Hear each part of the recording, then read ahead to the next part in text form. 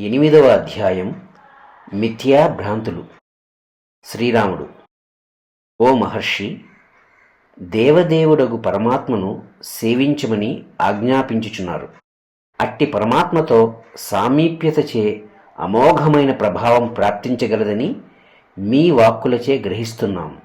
తత్వవేత్తలు, మా శ్రేయోభిలాషులు అయినట్టి మీ యొక్క వాక్యములు మమ్ములను ఈ సాంసారిక దృష్టి నుండి తప్పక కాపాడుతాయి. కానీ మహాశయ, నాకు మరొక సమస్య వచ్చి పడుతోంది. మీరు చెప్పు ఆ పరమాత్మ అన్నది ఎవరి గురించి? ఎవని గురించి ఎరిగిన తరువాత ముక్తి లభిస్తుందని అంటున్నారో అట్టి పరమాత్మ ఎక్కడుంటాడు? అతనిని మేము తెలుసుకోవడం ఎట్లా? చేరటం ఎట్లా? మరికొంత వివరించండి స్వామి. శ్రీ వశిష్ఠ మహర్షి: నాయనా, నేను చెప్పుచున్న ఆ భగవానుడు ఎక్కడో దూరంగా లేడు సుమా. అతడు చైతన్య రూపమున మనందరి శరీరములలో నివసించుచున్నాడు. ఈ విశ్వమే అతడు. కానీ అతడు విశ్వరూపముగా అగుటలేదు. ఉన్నది అతడొక్కడే. అతనికి వేరుగా విశ్వము అన్నది ఎక్కడా ఎన్నడూ లేదు. ఆ చిన్మయ తత్వమే బ్రహ్మ, విష్ణువు, మహేశ్వరుడు, సూర్యుడు, నీవు, నేను కూడా అని గ్రహించెదవుగాక. సర్వము ఆ చైతన్య స్వరూపమే కాని మరి ఇంకేమీ కాదు. అప్పుడు శ్రీరాముడు ఇలా అంటున్నాడు: స్వామి, ఈ విశ్వమంతా చైతన్య స్వరూపం మాత్రమే అయి ఉంటే ఆ విషయం ఇప్పటికే అందరూ గ్రహించి ఉండాలి కదా.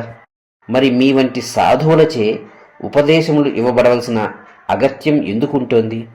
ఆ చిత్ తత్వము ఈ రీతిగా జడము, చైతన్యము, నీవు, నేను అనబడు అనేక రూపములుగా ఎందుకు ప్రకటితమవుతోంది? అందుకు వశిష్ఠ మహర్షి ఇలా చెప్తున్నారు: ఈ భౌతిక దృష్టికి అనేకత్వముగా కనిపించు దృశ్యము చిత్తత్వము యొక్క పరిణామము అన్నది సరికాదు. చిదాత్మ లేక చిత్వస్తువు సర్వదా పరిణామరహితంగానే ఉండి ఉంటుంది. అది అనేకత్వం పొందుచున్నది అనే అభిప్రాయంతో కూడిన జాడ్యము ఉన్నంత వరకు ఈ జీవునికి సంసారము అనే అనుభవము కొంచెం కూడా ఉపశమించదు. సంసారము అంటే ఏంటి అనే ప్రశ్నకు విజ్ఞులు అనేకత్వము రూపము దాల్చుచున్న ఈ దృశ్యమే సారవంతమైనది అని అనుకునే పశుతుల్యులకు చేతన జీవుల దృష్టియే సంసారము అని నిర్వచనం చెప్పుచున్నారు. అనేకత్వ రూపము దాల్చుచున్న ఈ దృశ్యమే సారవంతమైనది అని అనుకునే పశుతుల్యులకు చేతన జీవుల దృష్టియే సంసారము అని విజ్ఞులచే నిర్వచనం చెప్పబడుచున్నది. అట్టి ఆలోచన విధానమే జనన మరణ మొదలైన ఫలములను కలుగజేస్తుంది. రామచంద్ర, ఈ జీవుని చూచావా? ఇతడు అజ్ఞుడై సత్య విషయమును గ్రహించని వాడై తన వాస్తవ స్వరూప స్వభావమును మరచినవాడై అందుకు ఫలితంగా అనేక దుఃఖ పరంపరలు అనుభవిస్తున్నాడే. ఎందుచేత చెప్పు? నేనీ శరీరమును, ఈ నా ఇంద్రియ అనుభవములు వాస్తవం, ఇతరులతో ఏర్పరచుకున్న సంబంధ బాంధవ్యములు సత్యము అని భావించిన చేతనే సుమా. అతడు స్వస్వరూపానుభవమును వదిలినవాడై ప్రతిబింబితముగు అంతఃకరణ చైతన్యమున పడి వ్యర్థముగా అనర్థములు అనుభవిస్తున్నాడు. బహిర్ముఖ వృత్తులే ఇందుకు కారణం. The avocations of external matters is the root cause of bondage. అట్లు బహిర్ముఖం అగుచున్న చిత్తవృత్తి నిత్య చేతనమగు ఆత్మ యొక్క దర్శనముచే నశించుచున్నది. బాహ్యమగుచున్న వృత్తులు అంతర్ముఖం కాగా అప్పుడు ఈ జీవుని యందు ఒకానొక పూర్ణత్వము ప్రకాశించుచున్నది. అనగా ఈ జీవుడు అప్పుడు పూర్వ అపూర్వ స్వభావుడు అగుచున్నాడు. నేను పూర్ణుడను, శుద్ధుడను, నిత్యుడను అను అవగాహననే తత్వసాక్షాత్కారం అని అంటున్నాం. దానిని పొందిన వానికి ఇక శోకమోహములు ఉండవు. పరాత్పరుడకు బ్రహ్మమును ఎరిగిన వాని యొక్క హృదయ గ్రంథులు కుసంస్కారములు విచ్ఛిన్నమైపోతున్నాయి. నేను ఒక రక్తమాంస భూమికలతో నిర్మించబడిన గూడు వంటి వాడిని, వీరు మాత్రమే నావారు, వారు పరాయవారు అన్నట్టు దుర్భాషలన్నీ త్యజించబడతాయి.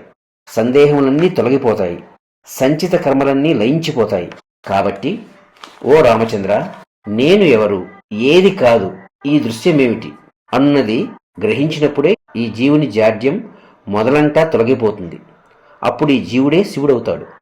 అయితే ఈ చిత్తమును బాహ్యము వైపుకు ప్రసరించకుండా హఠంతో బలవంతంగా నిరోధిస్తే దృశ్య దర్శనం ఆగుతుందా?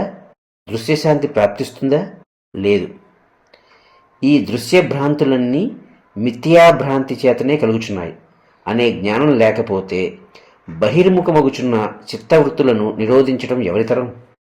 ఈ దృశ్యభ్రాంతులన్నీ మిథ్యాభ్రాంతి చేతనే కలుగుచున్నాయి అనే జ్ఞానం ఉన్నప్పుడు మాత్రమే బహిర్ముఖమగుచున్నటువంటి ఈ చిత్తవృత్తులను నిరోధించడం సాధ్యమవుతుంది.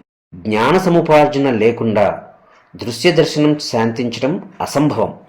దృశ్య వస్తువు మిథ్య అన్నట్టి సుస్థిరమైన అవగాహన లేక జ్ఞానము లేకపోతే దృశ్యాతీతమైనట్టి చిత్ స్వరూప మోక్షం ఎట్లా లభిస్తుంది? అందుచేత రాఘవ, ఏ హఠయోగంతోనో ఈ దృశ్యమును తిరస్కరించినంత మాత్రం చేత ఒరిగేదేమీ ఉండదు. పైగా అట్టి దానితో ఈ జగత్ స్వరూపమేమిటో అర్థం కాకపోగా అపార్థమే మిగులుతుంది. మేము ఈ వర్తమాన బోధ వంటి ఆయా ప్రవచనముల ద్వారా ఈ జగత్ స్వరూపమేమిటో విడమర్చి చెప్పుచున్నాం.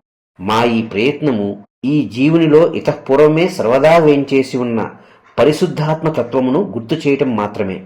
అంతేగాని క్రొత్తగా మరొకటేది తెచ్చి ప్రతిష్టాపన చేయుటలేదు అని గుర్తించు.